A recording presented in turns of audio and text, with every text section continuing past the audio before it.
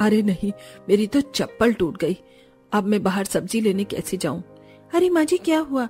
लाइए दिखाइए, मैं देखती हूँ। अरे बहू तू क्या देखेगी?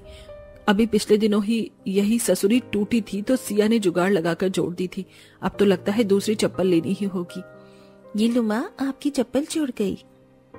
है? जुड़ गई? कैसे? माँ जी, जब आपकी जुगाड़ू बहू आपके पास है तो फिर आप क्यों चिंता करती हो? मैंने इसमें जुगाड़ से ही जोड़ा है। वाह बहू, तूने मेरे पूरे 50 रुपए बचवा दिए। चल अब मैं चलती हूँ। वैसे आज कौन सी सब्जी लेकर आऊँ? माँ जी आज सब्जी रहने दो। घर में कल की सब्जी और थोड़े से चावल बचे हुए थे तो मैंने उन्हें ही मिलाकर मसाले के चावल बना दिए हैं। अरे वाह, मुझे तो पांचों ही एक से बढ़कर एक बहुएं मिली हैं, जो ये जानती हैं कि कम होते हुए भी कामों को किस तरह से किया जाता है। लेकिन पता नहीं कब तक ये किल्लत हमारे पीछे रहेगी। सालों बस ऐसे ही गुजारा करते करते बीत गए हैं। अरे माँ जी आप दुखी क्यों हो रही हो? अगर आज मुश्किल है तो आसानी भी जरूर होगी, इसीलिए ज्यादा दुखी मत होइए। हाँ माँ जी, कम से कम हम सभी एक साथ हैं और 2 वक्त का खाना मिल रहा है तो बस फिर और क्या चाहिए। वैसे हम पांचों ही बहुओं ने घर की समृद्धि और अपने पतियों के लिए इस बार फैसला किया है कि हम छठ पूजा का व्रत करेंगे। छठ पूजा? बहू, छठ पूजा तो बहुत मुश्किल होती है। 36 घंटों तक पानी का उपवास और कितने सारे उनके चरण हैं। और पूजा के लिए तो नदी किनारे भी जाना होता है। हमारे इस गांव में तो आसपास कोई नदी नहीं है। छठ पूजा के बारे में मत सोचो। इस जगह और इन हालातों में बहू तुम ये व्रत नहीं कर पाओगी। नहीं माँ, अब हम मन बना चुके हैं और हम अब इससे पीछे नहीं हटेंगे। और वैसे भी फूलों तक पहुँचने के लिए कांटों से गुजरना होता है और जितना कठिन प्रयास हो उतना ही अच्छा फल मिलता है। तो हम इस प्रयास को करने से पीछे नहीं हटेंगे। बहुओं मेरी बात को समझो, ये उतना आसान नहीं है जितना तुम्हें लग रहा है। इसमें तुम्हें बहुत पापड़ बेलने पड़ेंगे, ऊपर से सारे घर का काम सर पर रहता है। माँ जी आपकी बहुएं कमजोर नहीं है, हम सब कुछ अच्छे से संभालेंगे। और बात रही इस पूजा और व्रत की, तो हम नियमों की तो वो भी हम जुगाड़ से किसी तरह कर ही लेंगे। अपनी बहुओं के आगे गंगा की नहीं चल पाई और उसने उन्हें व्रत करने की अनुमति दे दी। देखते ही देखते छठ पूजा का दिन आ गया। गंगा के घर में तंगी ही थी और ऐसे ही साथ में पांचों की पांचों बहुएं ये व्रत करने वाली थी। बहू, आज छठ पूजा का पहला दिन है। इसे नहाए खाए बुलाते हैं। आज के दिन सबसे पहले व्रत करने वाले सारे घर को अच्छे से साफ करना होता है और उसके बाद खुद भी स्वच्छ होकर व्रत के लिए प्रसाद ग्रहण करते हैं। अच्छा ठीक है माँ जी, तो हम सभी घर की सफाई कर देते हैं। तब तक आप खाना खा लो, उसके बाद नहा धोकर हम लोग भी प्रसाद खा लेंगे।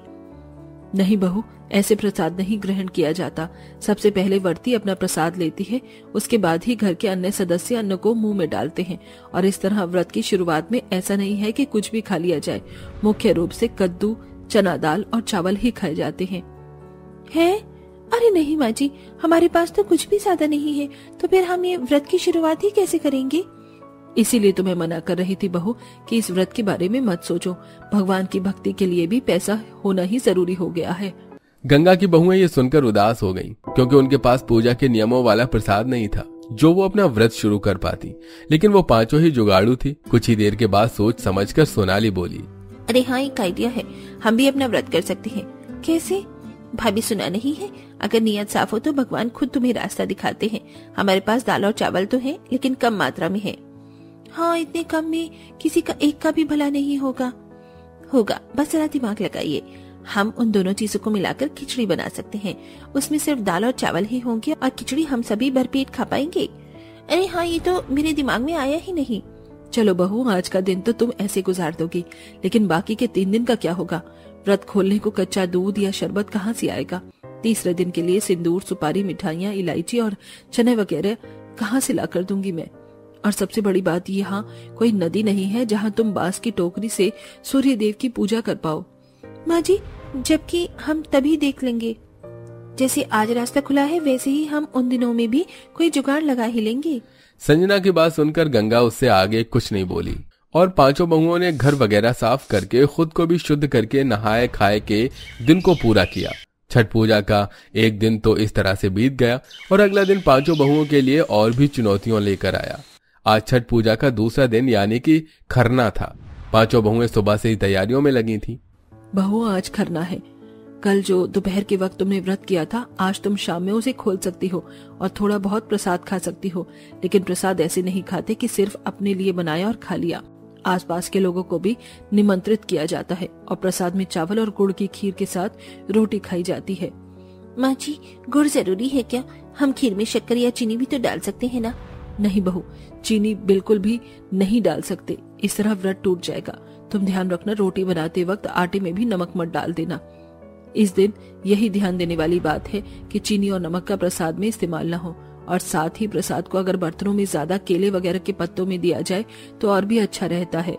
सभी बहुएं अपनी सास की बात को समझ गईं। फिर क्या था, उनके पास पैसे नहीं थे। वो सभी जंगल गईं और वहां से केले के पत्ते ले आईं।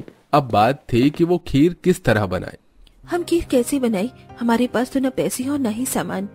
संजना भाभी, भगवान ने जब दिमाग दिया है तो परेशान नहीं होना चाहिए।